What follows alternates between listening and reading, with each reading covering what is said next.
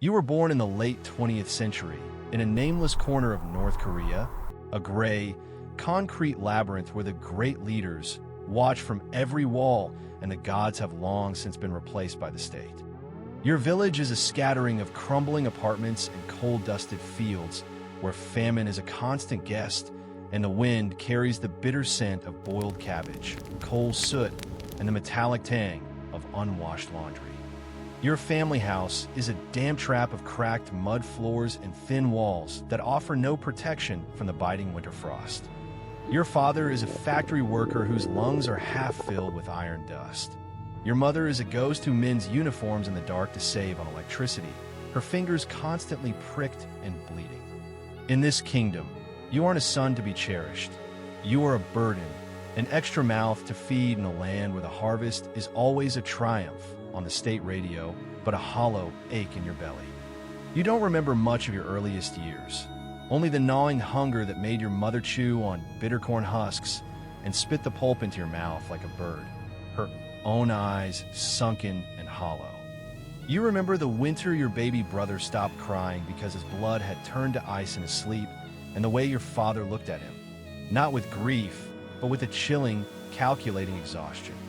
He looked at you the same way, weighing the cost of your existence against the price of a sack of synthetic rice or a promotion in the local work unit. To him, you were never a child chasing dragonflies. You were a pretty goat to be traded for a moment of survival or a scrap of favor from the local secretary. Then comes the spring of your 12th year, when the air is thick with the smell of wet wool and the clinking of bicycle chains on the dirt roads. A black car, polished until it shines like a beetle's shell, rattles down your street. Boots costing more than your father will ever make in a lifetime step out onto the frozen, rutted mud. A pale, plump official from the Ministry of State Security eyes you like a butcher eyeing a pig at a market stall, checking your height, your teeth, and the way you lower your gaze at exactly the respectful angle. He looks at your song bun, your family's loyalty class, and sees a blank slate ready to be etched with the state's will. He nods once. Congratulations. You've just been chosen for the grand prize of vocation in the elite enforcer ranks. Your father doesn't weep or protest. He bows so low his forehead strikes the cold, packed earth, blood blooming like a red seal of loyalty on the ground. Your mother doesn't say a word. She just looks at the floor like it might split open and swallow her, half grieved and half relieved that you are finally someone else's problem. The transaction is cold and clinical. No coins change hands in your sight, but your name is signed on a parchment you will never see, trading your soul for a steady ration of grain and a lucky break for your family status. The official lifts you like unwanted luggage and shoves you into the back of the car, which reeks of heavy exhaust, diesel, and cheap tobacco. As the wheels turn, the only world you've ever known, the mud, the cold dust, and the silent mother, falls away into the gray mist. You scream for a second, a small, hollow sound. Then you stop because you realize quickly that in this paradise, no one is coming to help. You're no longer a boy. You are now state property, a commodity to be refined and eventually consumed. The road to the capital is long and filled with others like you, dirty, hungry, and frighteningly silent in the back of the rattling truck. You sit in the dark, clutching your thin, threadbare shirt, staring at the back of the driver's head and listening to the sound of the rusted iron frame groaning against the road. They take you to a facility with barred windows and red slogans painted over the gates, where the air is thick with the scent of industrial lye and stagnant water. In the beginning, they treat you like something valuable, but only in the way a soldier treats a rifle before a long march. The transformation begins in a marble bath chamber that reeks of rotting petals and antiseptic, where you are washed in ice-cold water that makes your heart stutter. Your hair is sheared off until your scalp feels exposed and stinging, the locks falling to the floor like pieces of a life you're no longer allowed to own. They rename you something sharp and functional, stripping away the name your mother whispered to you in the dark. They tell you that you are now an unwanted flower of the revolution, a product designed to look beautiful to the party while performing the ugliest tasks imaginable. You sit still, you say thank you, and you learn to obey without rhythm or breath, your boyhood receding into a mask painted with propaganda. You are told you are lucky, that you are the best of the best, but as the heavy iron doors of the academy slam shut, you feel something inside you fold in half and never unfold again. You are 12 years old, and you have just entered a holy prison where the only way out is through the mass pit. Your refinement begins in the bowels of a facility where the floors are perpetually damp and cold, sucking the very heat from your bones before you've even had your first meal. This is the longest part of your death, the slow, methodical dismantling of the boy who once chased dragonflies, and the assembly of a hollow instrument for the state. You are told that this is a lucky break, an opportunity to transcend the mud of your birth. But as the iron gates click shut, the air smells of industrial lye, stagnant water, and the copper tang of old blood. The first thing they take is your hair. You stand in a line of shivering boys as a guard with a rusted blade shears your locks away. They fall to the cold stone floor like pieces of your life separating from you, much like the nuns of the medieval cloisters or the concubines of the Ming Dynasty before you. They tell you a clean scalp represents a clean mind, free of the poisonous weeds of family attachment. When you touch your bare head, it stings, the air biting at your skin, making you feel smaller, exposed, and utterly owned. You are given a uniform of stiff, gray fabric that smells of stale sweat and wood smoke, a bad habit that will stick to you for the rest of your days. Every morning begins at 4 a.m. with a bell that cleaves your dreams in half, a sound so sharp it feels like a physical blow to the temple. If you are a second late, you're made to kneel on salt in the courtyard while the winter wind howls through your thin layers, or you are forced to scrub the latrines with your bare hands until your fingers bleed and the skin cracks. Your instructors are men carved from frost and propaganda, who believe that obedience only grows where comfort is systematically murdered. They don't use the ivory-polished rods of the Qing brothels, but their wooden batons are just as precise. When they strike your shins or your ribs for a misspoken slogan, you learn the most important lesson of the academy. You learn to breathe through the pain.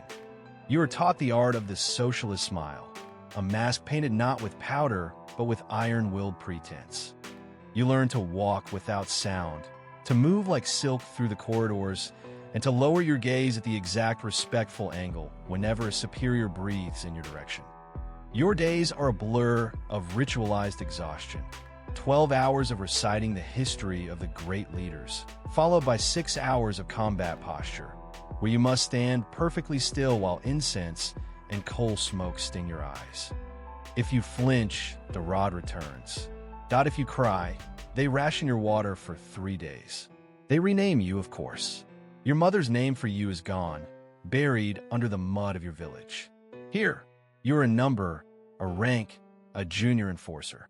They tell you that you are special, and they rename you something soft like an unwanted flower. You are told that a flower means more than petals here. It means you're someone's fantasy of a perfect soldier, a product designed to be consumed by the state's needs. You learn to act like you want it, to shout the slogans until your throat is raw and tastes of bile and rusted iron.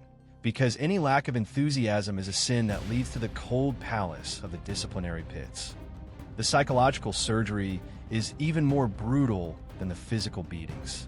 They force you into criticism sessions where you must invent sins to confess: pride, laziness, or the ultimate crime, thinking of home. You watch as your intake group is thinned out. One boy who whispered his mother's name in his sleep is taken away at dawn, and you are told he's been discarded as an overhead expense. You don't ask where he went. You already know that in this hierarchy, the bottom is a mass pit and the top is a gilded cage. Every week, they test your discipline by making you watch the final cut of others, not castration, but the severing of the heart. You're ordered to report on your fellow cadets. You listen for the sound of silent weeping under the blankets at night, and you record every sob on a wax-like tablet of memory to be handed to the stewards of the ministry. You learn that to act is to serve, and to serve is to betray. You realize that the boy you were is receding into a mask of gray wool and frozen expressions. You are being upgraded, they tell you with a smile that never reaches their eyes. Congratulations, you're becoming a professional now. By the time you are 16, you have become profitable to the machine. You no longer dream of fire or escaping past the gates. You only dream of extra rice and the warmth of a candle. You have learned the positions, the routines, the way to arch your back in a bow that hides the hissing fury in your soul. You carry yourself lower, your eyes don't blink as much, and your boyhood has been replaced by a rhythmic, dead certainty. You have been refined into something marketable, something lethal, and something utterly dead inside. You are a velvet plum of the state, beautifully obedient on the outside, but with a heart that is folded in half and will never unfold again. 10 years of service pass in a blur of gray, concrete, and ritualized terror, and suddenly, you find yourself at the peak. In this kingdom, however, the peak is just a higher ledge from which to fall, and the view from the top is perpetually obscured by the gray smog of coal dust and the acrid scent of ozone from the electric fences. You have been upgraded to a senior enforcer within the Ministry of State Security, a position that puts you in the inner circle of the Watchers. Congratulations. You've won the grand prize of the revolution. You are now a favorite of the machine. Your new life is a lucky break that smells of expensive tobacco, jasmine tea, and the cold, sterile scent of polished marble. You live in a concrete apartment in Pyongyang with 4 hours of electricity a day. A luxury so immense it makes your former neighbors bow until their foreheads strike the cold stone floor when you pass through the checkpoints. You are the stiff, high-collared wool of the elite enforcer, a fabric that feels like rusted iron against your neck, yet you carry yourself with the grace of a painted statue. You are a core-class enforcer, the one who watches the Watchers, the one who ensures the silence of the city is absolute. Every step you take echoes with the sound of clicking heels on stone, a rhythmic reminder to the masses that you are a product of the state's long-term investment. You have become a favorite not because you are the bravest, but because you have mastered the art of faking laughter and faking zeal until you don't even recognize the things staring back at you in the mirror. You sit in cafes that smell of stale coffee and hidden microphones, sipping on luxury rations while the rest of the country gnaws on tree bark and bone. In this gilded cage, you are valuable but utterly hollow. You oversee the loyalty of entire neighborhoods, listening for the sound of silent weeping behind thin apartment walls or the clinking of forbidden radios in the dark. You carry a leather-bound notebook that reeks of ink and sandalwood, a sacred ledger where you record the names of the unwanted flowers who dare to whisper a complaint in their sleep. You are a trusted officer, a velvet plum of the state, but you realize that your status is just a faint dent in the mattress you occupy, a hollow space easily filled by the next man as soon as you stop being useful. You spend your nights at banquets for high officials, where the air is thick with the scent of roasted meat and heavy incense. Yet your stomach turns with a musk of shame that no amount of state-issued perfume can cover. You are a favorite, yes, but you're still just a pretty goat being groomed for a slaughter you cannot yet see. You've learned the cruelest rule of the capital, that in a house built on fear, salvation is just another word for possession. You are owned by the department. Your every meal is weighed out to the last grain of rice, and your every smile is a calculated promotion for your career. You have learned to breathe through the pain of the loneliness that gnaws at your ribs like a parasite, knowing that one wrong glance or one rumor in the wrong ear could result in the department separating your pretty head from the rest of your body. You are at the top, yet you feel the invisible clinking chains between your every move. You watch the younger cadets stare at you as if you were beautiful, untouchable, and terrifying, but inside, you're just a shroudless burden, waiting for the political wind to shift. You have achieved everything your father calculated for you on that mud floor.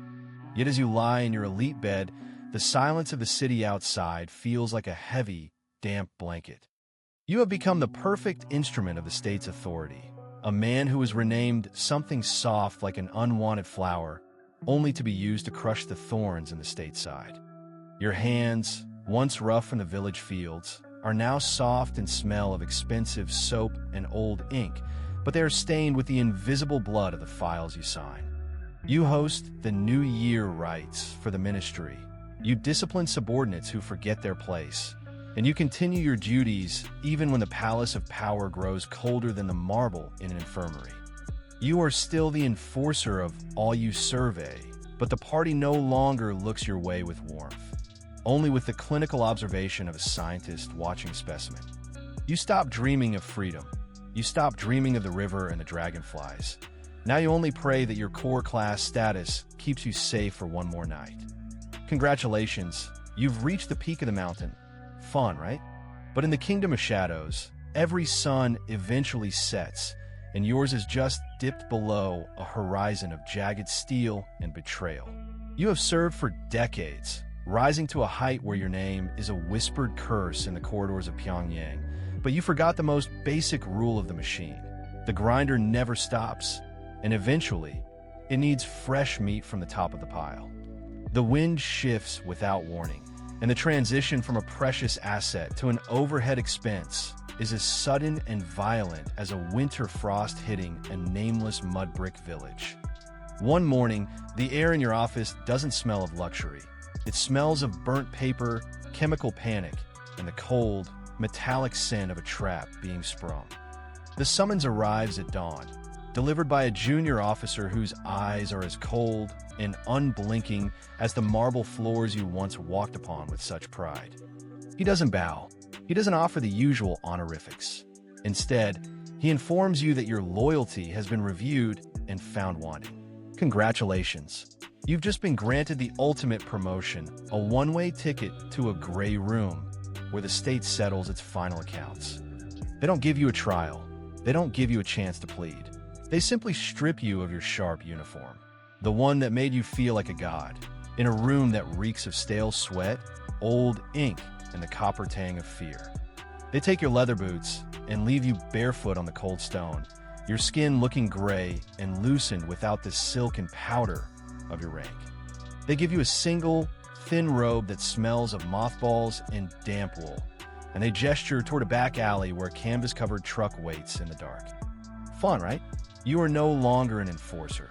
You are a pretty goat that has been milked of every secret and is now being discarded like unwanted luggage. As the truck rattles away from the capital, you listen to the sound of clinking chains and the silent weeping of the other unwanted flowers who are being weeded out alongside you. The journey to the edge of the world is a blur of smoke and rusted iron, ending at a facility where the only law is the rod and the only hope is a quick end. You are thrown into a cell that smells of damp concrete, old blood, and moldy straw, a place where the silence is so heavy it feels like a physical weight on your chest. You wait for an interrogation that you know is just a formality, a ritual of pain designed to make you breathe through the stinging pain one last time before the final cut. You realize then that in this holy prison, salvation is just another word for possession, and the state has finally finished possessing you. Your end comes in the dead of night, not with a grand announcement, but with the faint rattle of a cart and the smell of a world that has already deleted you from its memory. There is no trial, no candlelit vigil, and no miracle waiting to pull you from the abyss. You die quietly when your lungs simply stop biting at the stale, frozen air, your eyes half open and still looking for a recognition that will never come. The collectors arrive before the frost can even settle on your skin. Men who don't ask your name and don't care that you were once a favorite of the machine. They lift you by your wrists and ankles and toss you onto a pile of stiff bodies already buzzing with flies, your limbs tangling with the corpses of the very enemies you once helped create. Your head strikes a stranger's ribs with a dull, sickening thud as the cart rattles toward a mass pit behind the facility wall. There is no shroud to cover your nakedness, no prayer to guide your soul, and no marker to tell the world that a human being is buried beneath the mud. When the histories are written, they will celebrate the great heroes of the revolution and the radiant virgins of the faith, but never you. Your name will not be in the census. It will be a gap in the records, an unrecorded scream in the archives that no one is brave enough to hear. You were beautifully obedient. You were wanted, you were used, and finally, you were forgotten. All that remains of your entire existence is the faintest dent in the mattress you once occupied, a hollow space that will be filled by the next pretty goat before the sun even rises. You were a ghost in a black coat, a shadow in a city of mirrors, and in the end, your life becomes exactly what the machine preferred its children to be: absent. You learn, in the crushing weight of the earth above you, that the honor of the state is just a gilded cage, and the only thing more terrifying than being watched is being completely erased. Luck's fine until they decide it's your turn to be the ghost, right?